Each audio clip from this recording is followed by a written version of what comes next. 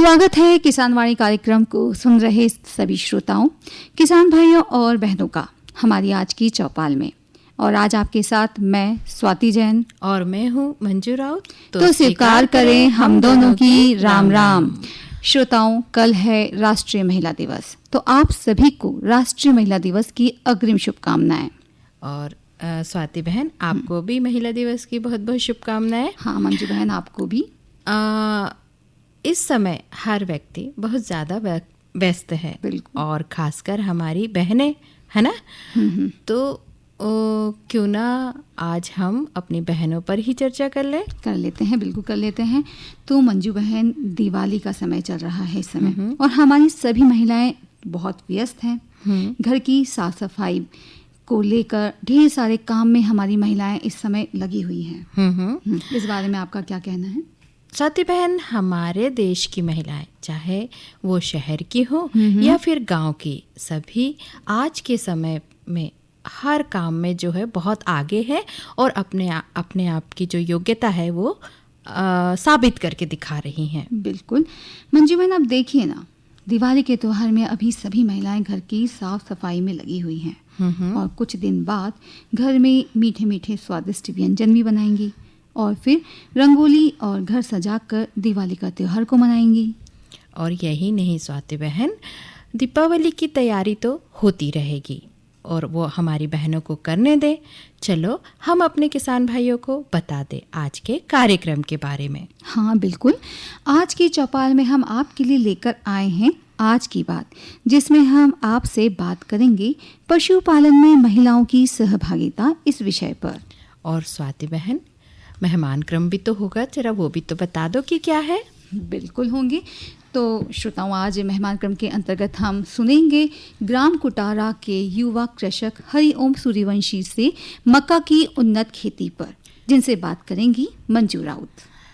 और भाइयों, मनोरंजन भी होंगे महत्वपूर्ण संदेशों के साथ। तो चलिए कार्यक्रम की शुरुआत करते हैं हम इस देवी गीत के साथ और सुनते हैं रुद्रदत्त दुबे की मधुर आवाज में देवी गीत। चलिए सुनते हैं।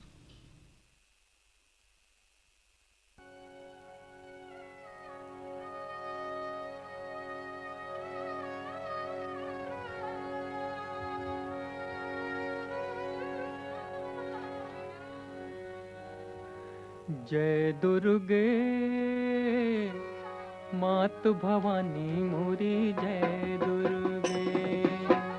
जय दुर्गे मात भवानी मोरी, जय दुर्गे। जय दुर्गे जय मात भवानी, जय दुर्गे ओ माँ दुर्गे। जय दुर्गे जय मात भवानी, जय दुर्गे ओ माँ दुर्गे। जय दुर्गे मात भवानी मोरी, जय दुर्गे।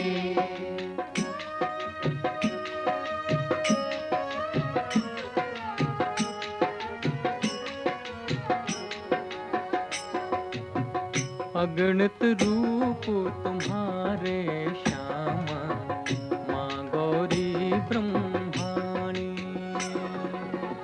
अगणित रूप तुम्हारे श्यामा, माँ गौरी ब्रह्माणी।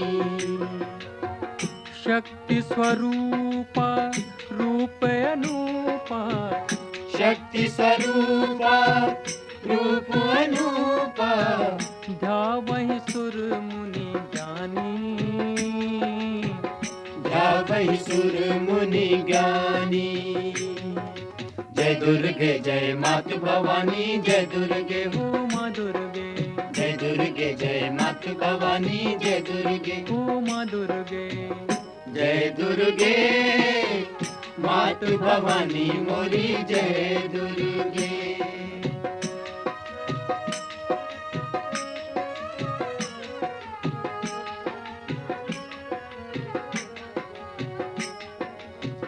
सिंहवाहिनी असुर निकंदनी, रणचंड के शिवानी। सिंहवाहिनी असुर निकंदनी, रणचंडी के शिवानी। स्ववश विहारिणी तुम जगतारिणी, स्ववश विहारिणी तुम जगतारणी, अम्बे शिव पटरानी, अम्बे शिव पटरानी। जय दुर्गे जय मात भवानी, जय दुर्गे हो माँ दुर्गे, जय दुर्गे जय मात भवानी, जय दुर्गे हो माँ दुर्गे। जय दुर्गे मात भवानी मोरी, जय दुर्गे।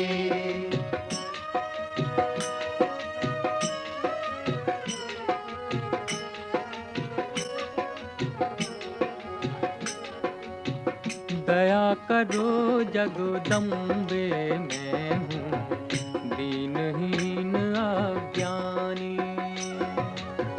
दया करो जगदम्बे, मैं हूँ दीनहीन अज्ञानी।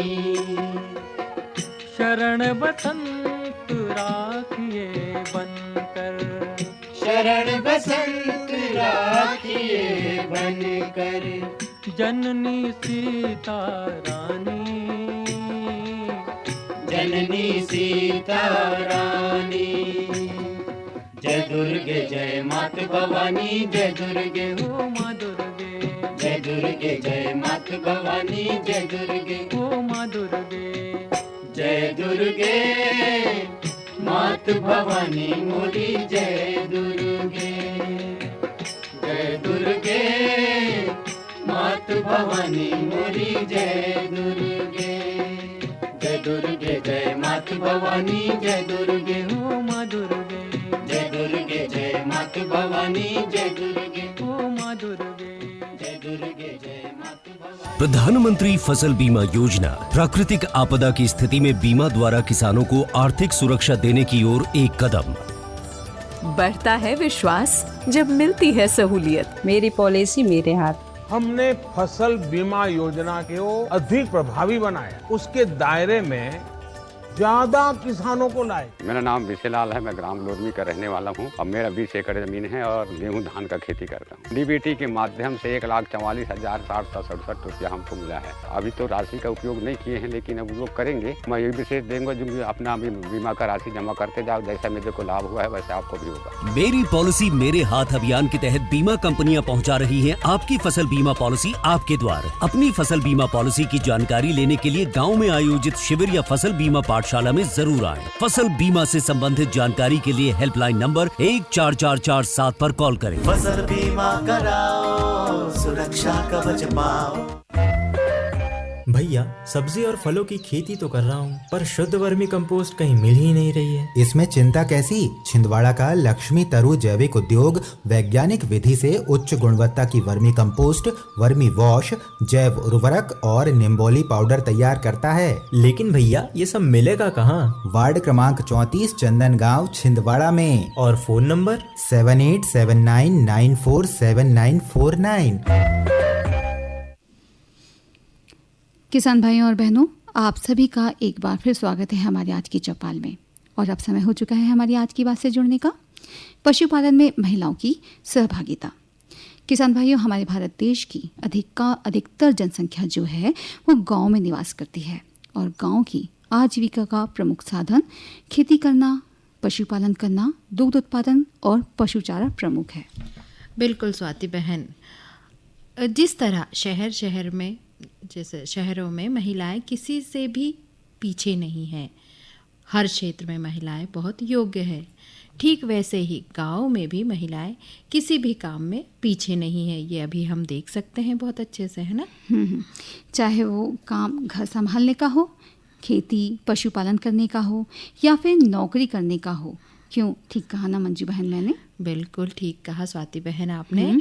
हम गांव की बात करें तो महिलाएं गांव में पशुपालन में भी अपना पूरा सहयोग देकर पशुपालन से आर्थिक जो लाभ है वो प्राप्त कर सकती है और बहुत हद तक कर भी रही हैं। हाँ, और बहुत अच्छी बात बताई कि पशुपालन से हमारी महिलाएं आर्थिक लाभ प्राप्त कर सकती हैं। बिल्कुल कर सकती हैं, है ना।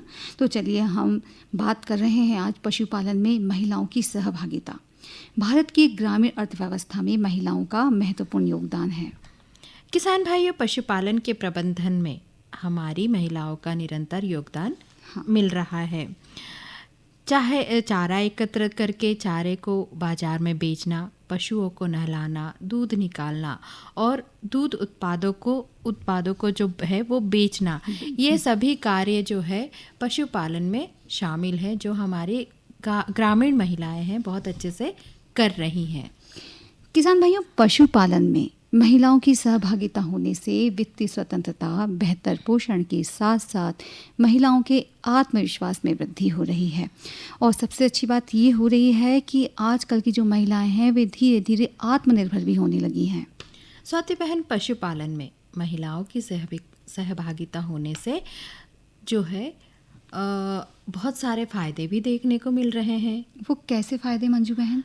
वो ऐसे कि यदि हमारी ग्रामीण महिलाएं दूध उत्पादन में दूध दुहाई का काम करके, यानी कि अपने घरों में गाय भैंसों को पालकर दुग्ध पशुओं का दूध बेचकर आर्थिक जो आय है ना वो प्राप्त कर सकती हैं। हाँ, और इसके अलावा पशुओं को समय समय पर चारा और पानी देना, खेत से हरा भरा चारा काट कर लाना और पशुओं के लिए भूसा तैयार करना, ये सभी काम हमारी जो महिला है वो बहुत अच्छे से कर सकती हैं। वैसे तो आपने देखा होगा स्वाति बहन कि महिलाएं जैसे माँ दुर्गा की तरह 8 हाथों वाली भी हो जाती हैं। उसे जितना अगर वो सोच ले तो वो सारे काम कर सकती हैं, है ना। हम यही समझाना चाह रहे हैं कि जब वो ठान ले तो सब कुछ कर सकती है ना।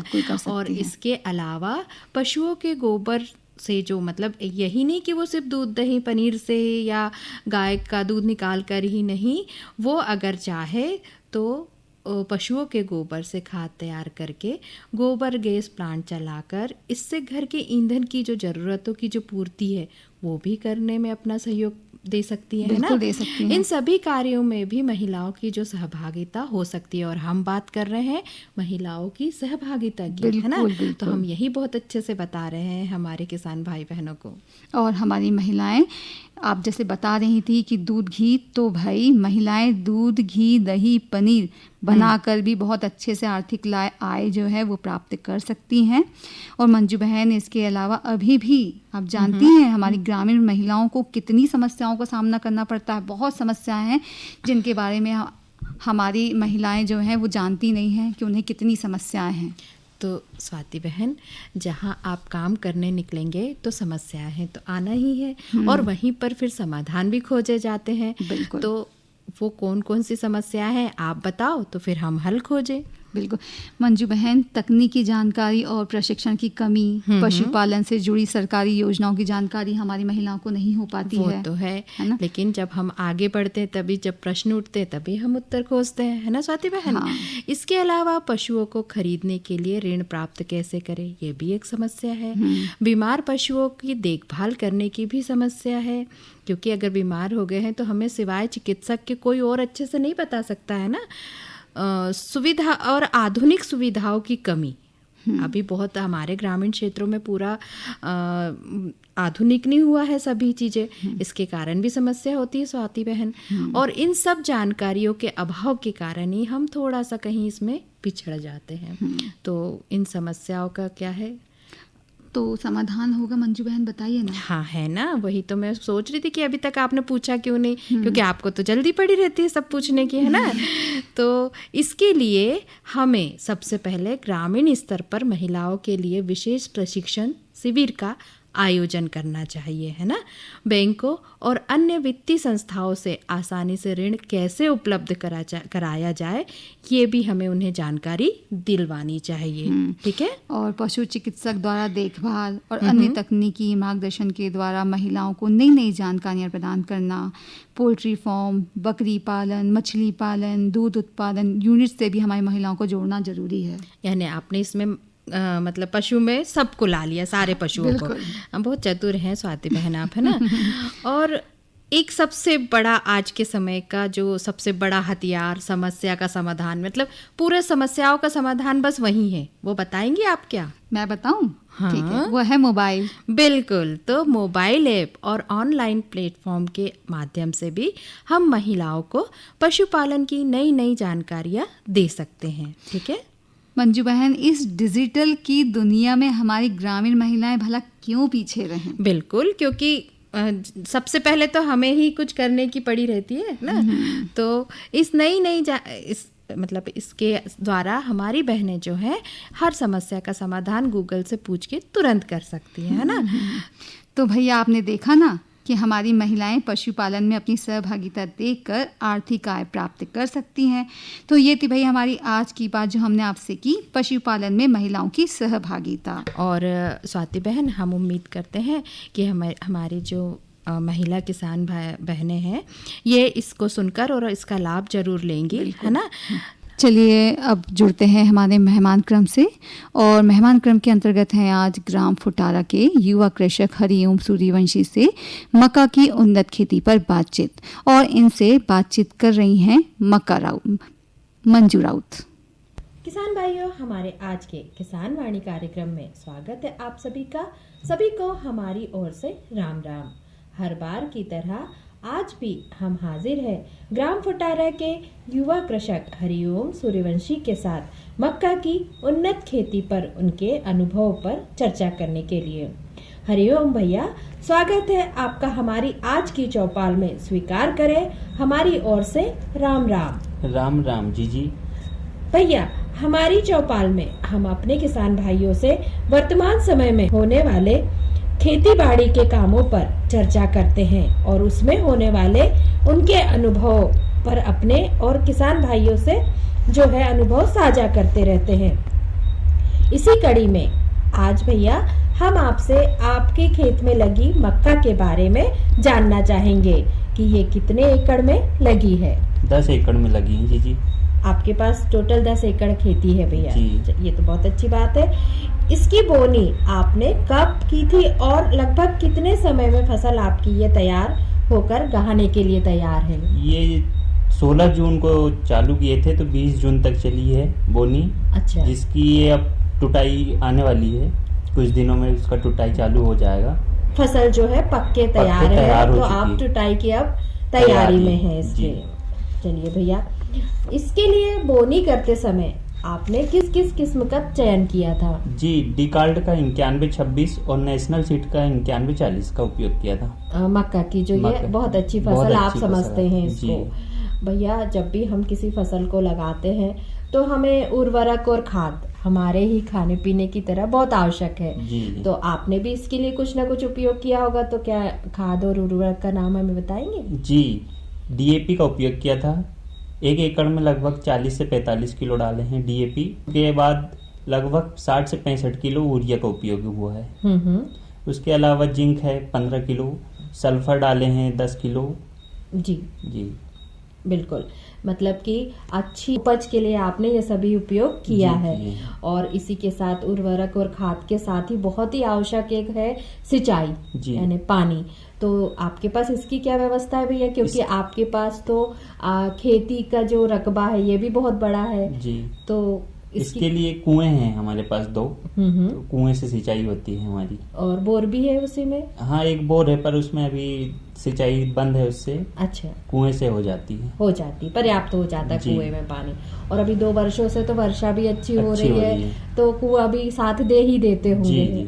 चलिए, अब समय जो है भैया अपनी पूरी मेहनत जो है बोनी और सिंचाई और उर्वरक और खाद के बाद पूरा जो है रिजल्ट आने की बात है, यानी गहानी की बात है। तो अभी आपने जो है गहानी की क्या तैयारी कर रखी है? जी, अब थोड़े दिन बाद लेबर द्वारा उनसे टुटाया जाएगा, तो उसके बाद गहानी करेंगे। मशीनों द्वारा भी हो जाता है, लेकिन मशीनों में थोड़ा सा नुकसान होता है, इसलिए हम मशीनों द्वारा ना करवाते हुए लेबर के हाथ करवाते हैं। तो गरीब किसान को, वो मजदूरों को मतलब काम मिल जाता है और अपना अच्छे से काम हो जाता है। ये तो बहुत ही अच्छी बात बताई भैया आपने, क्योंकि हर क्षेत्र में मशीनीकरण होने के कारण जो है हमारे जो गरीब मजदूर वर्ग है उनको काम की सही में बहुत कमी हो गई है। तो ये विचार तो आपका बहुत ही अच्छा है अभी के समय में। भैया, फसल गहाकर तैयार होने पर आप इसके विक्रय के लिए कैसी व्यवस्था बनाते हैं? बाजार उपलब्ध हो जाता है आसानी से या फिर सरकारी सोसाइटी? नहीं, सोसाइटी में तब मूल्य न मिलने के कारण हम बाजार लेके जाते हैं, वहीं से विक्रय करते हैं बाजारों द्वारा। अच्छा जी, सारी पूरी की पूरी मक्का बेच देते हैं? मंडी लेके जाते हैं, तो वहाँ सब व्यवस्था रहती है, तो वहीं से बेचा जाता है। मिल जाता है आपको अच्छा रेट वहाँ पर? चलिए, मक्का के अलावा भी मिश्रित फसल के रूप में आप और कुछ लगाते हैं या फिर थोक थोक फसल लेकर? थोक फसल लेते हैं। थोड़ा सा क्या है, लेबरों का नहीं मिल पाना, समय सली लगाते हैं। गेहूं के बाद मक्के, मक्के के बाद गेहूं। क्योंकि हम जब छोटे छोटे उत्पादन लेते हैं तो फिर बाद मतलब बोनी करना, फिर सिंचाई करना, फिर लेबर की व्यवस्था करना, तो इन सब चीजों से बचने के लिए आप क्या करते हैं? थोक फसल। थोक फसल जैसे मक्का के बाद अब क्या लगाएंगे? गेहूं लगाएंगे। गेहूं के बाद फिर से तैयारी करके मकई लगा लेंगे। तो इसमें आप अच्छा उत्पादन ले लेते हैं। जी, अच्छा उत्पादन है। नहीं तो बहुत सारी परेशानियों से बचने से ये भी एक बहुत अच्छा। और भैया मैंने अक्सर देखा है कि किसान भाई, अगर हम अपने पास पर्याप्त कृषि क्षेत्र है और अगर कृषि कर रहा है तो वो अतिरिक्त आय के लिए पशुधन का उपयोग भी कर लेते हैं। आपने सोचा है कभी कि? जी है ना, पशु 2 गाय हैं, तो साथ में थोड़ा सा खाने पीने के लिए घर में भी उपयोग हो जाता है, और साथ में जो बचा है वो डेली पहुंचा देते हैं कि थोड़ा सा इसका साइड इनकम हो जाए। तो इसलिए 2 गाय पाले हैं। 2 गाय खेती को देखते हुए वहाँ से उनके चारे पानी भूसा की व्यवस्था हो जाती है और घर में ताजा दूध दही घी मिलकर है और आपको बचा हुआ आपको और आय भी दे जाता है। ये भी बहुत अच्छी बात है। तो भैया अभी के समय में जो कि पैतृक जो खेती है आप संभालते हुए पापा करते हैं आपके, है ना, अब आप कर रहे हैं, तो ये बहुत अच्छा आपका एक विचार है कि आगे खेती करके और आप अपने अनुभव और अपनी इससे आगे बढ़ रहे हैं, और आपको हमारी यही शुभकामनाएं हैं कि आप आगे भी अपने ऐसे ही अनुभव हमसे साझा करते रहे। इसके लिए आपको बहुत बहुत धन्यवाद। हरिओम भैया, आपको मेरी राम राम। राम राम जी। किसान भाइयों, अभी आप मेहमान क्रम के अंतर्गत सुन रहे थे ग्राम फुटारा के युवा कृषक हरिओम सूर्यवंशी से मक्का की उन्नत खेती पर, और इनसे बातचीत कर रही थी मंजू राउत। और किसान भाइयों, अब आगे कार्यक्रम को बढ़ाते हैं और जुड़ते हैं मनोरंजन से और सुनते हैं ओम प्रकाश सोमानी के स्वर में ये लोकगीत। आज ना पावस ना देश राना है मंत बसंत,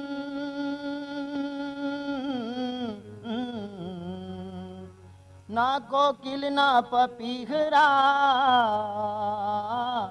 और जय सुन आवे कंत।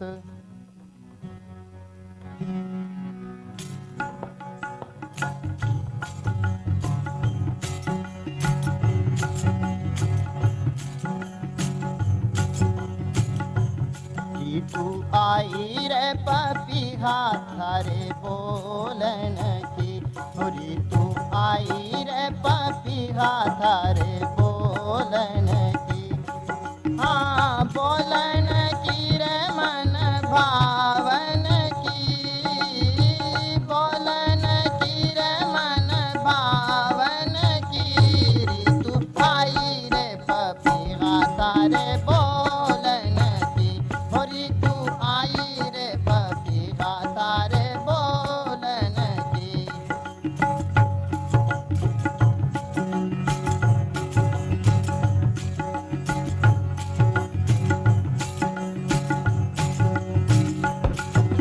जेठ मास की लुआ बीती हवा सुरंगी आई, जेठ मास की लुआ बीती हवा सुरंगी आई।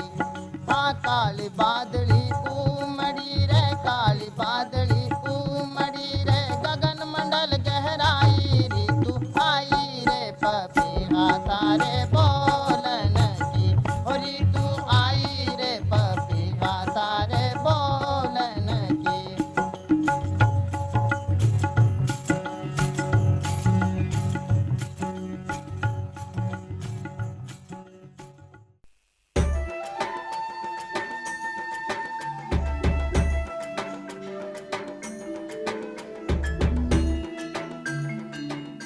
ये जो हरे भरे पेड़ और उन पर लगे गुच्छेदार फल दिखाई दे रहे हैं, ये वास्तव में हमारे किसान भाइयों के आर्थिक और सामाजिक जीवन में सुख समृद्धि के रंग भरने की क्षमता रखते हैं। ऑयल पाम की खेती से किसान सामान्य फसलों की तुलना में कम लागत एवं मेहनत से अधिक आय प्राप्त कर सकते हैं। इसके माध्यम से किसान खाद्य तेलों का उत्पादन बढ़ाकर देश के विकास में अपनी भागीदारी सुनिश्चित कर सकते हैं।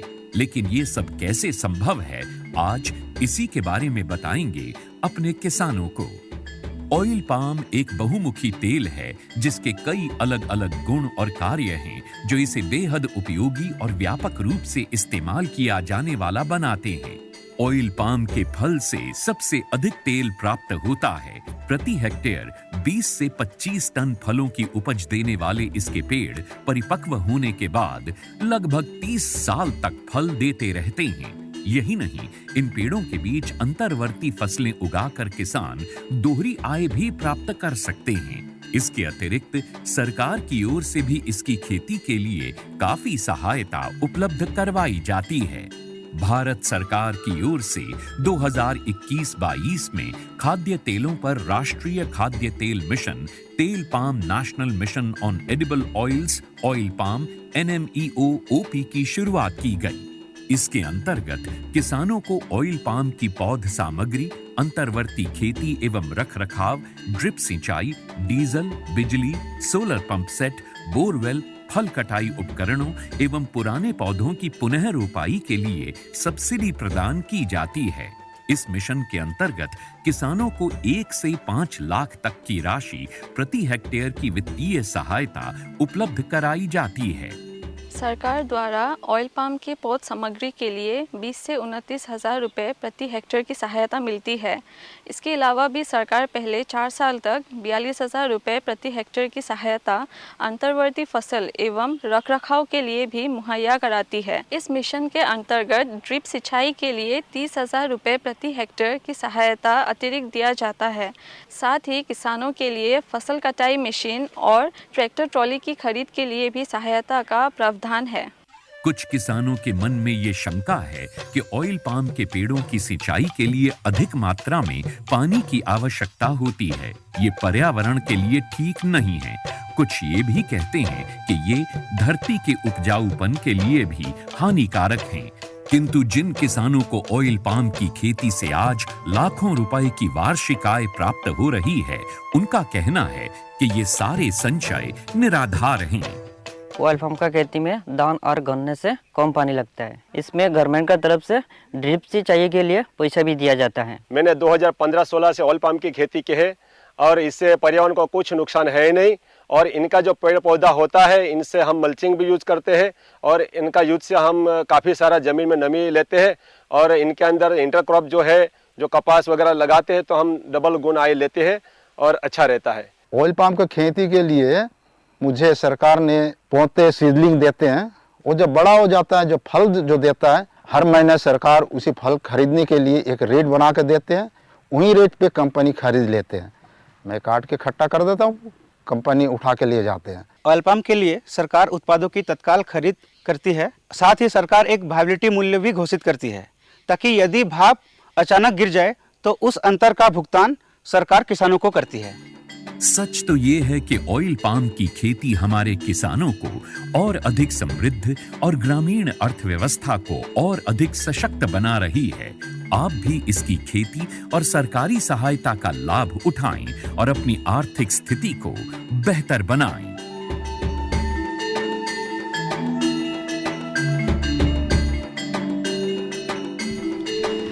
और स्वाति बहन अपने किसान भाई बहनों को खेती के महत्वपूर्ण कामों के साथ ही, जैसे अब मक्का गहाई आ गई है ना, तो बहुत सारे काम अब उनको है और साथ ही दीपावली के भी काम है, जैसे हमने चर्चा की। तो इन सब को संभालने की शुभकामनाएं देते हुए अब समय हो चला है इनसे विदा लेने का। तो मैं मंजू बहन और मैं स्वाति बहन कहते हैं राम राम, जय जवान जय किसान।